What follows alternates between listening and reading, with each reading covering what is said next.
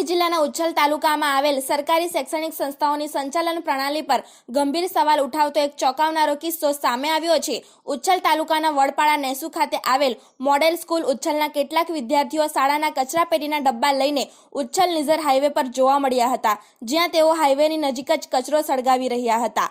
આ દ્રશ્યો ઘણા ચોંકાવનારા કહી શકાય એમ છે, કારણ કે હાઈવે પર આ પ્રકારે બાળકો ફરતા હોય તો કોઈ અઘટિત ઘટના બનવાની સંભાવના પણ વધવા પામે છે। પ્રાપ્ત માહિતી અનુસાર મંગળવારે ઉચ્છલ નિઝર હાઈવે પરથી પસાર થતા લોકોએ જોયું હતું કે મોડેલ સ્કૂલ ઉચ્છલના ગણવેશધારી કેટલાક વિદ્યાર્થીઓ શાળાના કચરાના ડબ્બા લઈને હાઈવેની બાજુમાં ઊભા છે। વધુ આઘાતજનક બાબત એ હતી કે આ બાળકો પાસેથી જાતે જ શાળાનો કચરો હાઈવે નજીક લાવવામાં આવ્યો હતો અને તેઓ તે કચરાને ખુલ્લામાં સળગાવી રહ્યા હતા।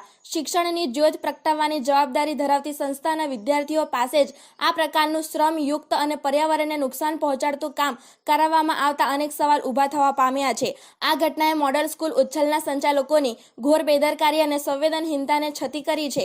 શાળા સંકુલનો કચરો નિકાલ કરવા માટે જરૂરી વ્યવસ્થા ઊભી કરવાને બદલે સંચાલકોએ આ કામગીરી નિર્દોષ વિદ્યાર્થીઓને સોંપી દીધી। હાઈવે પર બાળકોને કચરો સળગાવવા મોકલવાએ તેમની સુરક્ષાની દ્રષ્ટિએ પણ ગંભીર બેદરકારી ગણાય। શિક્ષણના અધિકાર હેઠળ અભ્યાસ કરતા બાળકોને શાળા દ્વારા આ પ્રકારે શારીરિક શ્રમ કરાવવો, જેને સામાન્ય રીતે સફાઈ કર્મી દ્વારા કરવામાં આવે છે, તે બાળ મજૂરીના કાયદાનું ઉલ્લંઘન ગણી શકાય। આ બાળકોનું ધ્યાન ભણવામાં હોવું જોઈએ, નહીં કે કચરો સળગાવવામાં। કચરાને ખુલ્લામાં સળગાવવાથી હવા પ્રદૂષિત થાય છે, જે માત્ર બાળકોના સ્વાસ્થ્ય માટે જ નહીં પણ સમગ્ર વિસ્તારના પર્યાવરણ માટે જોખમી છે। ત્યારે આ મામલે શાળાના આચાર્યનો ટેલિફોનિક સંપર્ક કરવા માટે પ્રયાસ કરવામાં આવ્યો હતો, પરંતુ તેમના દ્વારા તો ફોન ઉપાડવાની પણ તસદી લેવામાં આવી નહોતી।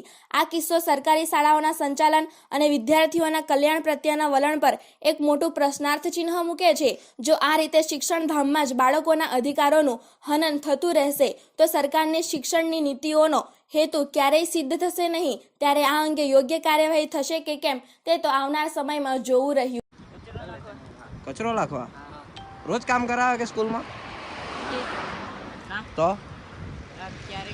ક્યારે ક્યારે કોણ છે તમારા પ્રિન્સિપલ? સરોજ મેડમ। બધા પાસે કામ કરાવે કે ભાઈ ટુકડીઓ પાડેલી છે તમારી? બધા પ્રાઇમરી વાળા પાસે કરાવે?